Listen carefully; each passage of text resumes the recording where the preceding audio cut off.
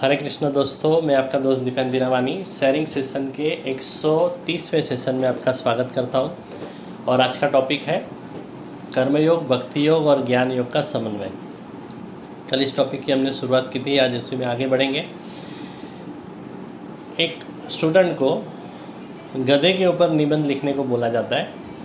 उसने वो निबंध लिख दिया, वो उसका कर्मयोग हो गया। उसने वो जो पेपर मिला था निबंध लिखने के लिए, उसमें बराबर हाशिया निकाला, बड़े अच्छे हैंड राइटिंग किए और बिल्कुल काट छाट नहीं की, बड़ा नीट एंड क्लीन लिखा उसने। वो उसका भक्ति योग हो गया। और उसने बराबर गधे के ऊपर इन्फॉर्मेशन दी, जैसे कि गधे के 2 कान होते हैं, 4 पैर, 1 पूँछ, ऐसा परफेक्ट इन्फॉर्मेशन दी। तो हो गया उसका ज्ञान योग।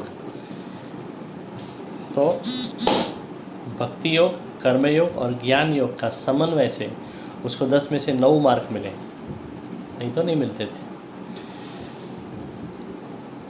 तो ये तीनों चीज़ों का परफेक्ट समन्वय, मतलब कि कॉम्बिनेशन होना चाहिए, तो ही काम मस्त होता है, अच्छे से अच्छा होता है, खिलता है। एक कॉन्ट्रैक्टर को स्कूल में एक क्लासरूम बनाने का कॉन्ट्रैक्ट दिया गया। उसने क्लासरूम बना दिया, उसका हो गया कर्मयोग। मगर उसने वो नहीं देखा कि ऐसी भावना से नहीं बनाया कि इस क्लासरूम में गांधी और सरदार पटेल जैसे विद्यार्थी पैदा होंगे। तो वहाँ पे भक्ति योग नहीं हुआ। और उसको अगर वो सीमेंट और चूने का कितना मिश्रण होना चाहिए उसका ज्ञान नहीं है, तो वो ज्ञान योग भी नहीं हुआ। तो तीनों चीज़ों का, यानी कि कर्मयोग, भक्ति योग और ज्ञान योग का समन्वय, परफेक्ट समन्वय होना बहुत ज़रूरी है।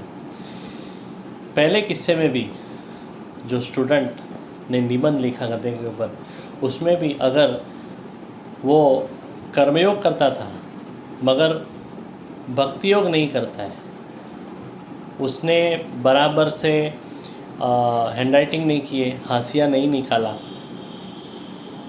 या तो काट छाट कर दिया, क्लीन एंड नीट नहीं किया, तो उसका भक्ति योग वहाँ पे नहीं हुआ।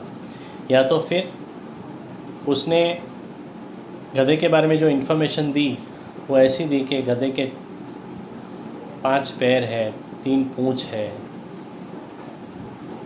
4 कान है, तो वो ज्ञान योग बराबर नहीं हुआ।